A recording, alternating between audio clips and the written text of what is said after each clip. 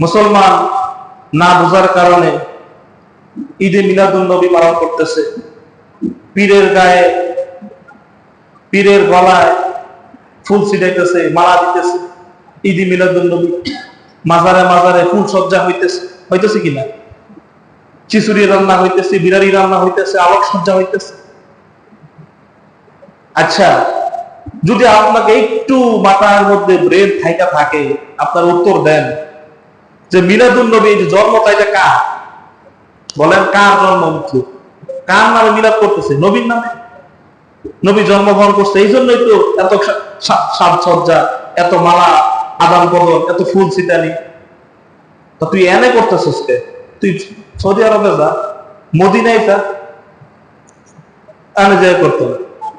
আলোক সজ্জা করতেছে মাজারে, আলোক সজ্জা করতেছে রাস্তাঘাটে, মিছিল করতেছে, রেলি বাইর করতেছে, পীরের গলায় মালা দিতেছে, মাজার সাজাইতেছে।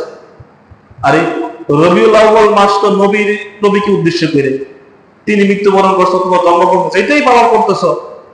তো তুমি মদিনায় যাও, তুমি তো নবীর এত আসে, তুমি নবীর পাগল, তো মদিনায় যাই মালা দাও, মদিনা শরীফ দিয়ে ফুল সজ্জা করো, এরা যায় মিলাদ শরীফ শুরু করো। দেশের মধ্যে করতেছো কেন? কথায় জাগে না? যারে উদ্দেশ্য করে হ্যাঁ এই জিনিস সামনে না থাকে, তো আমরা কানে নিয়ে বলতেছি।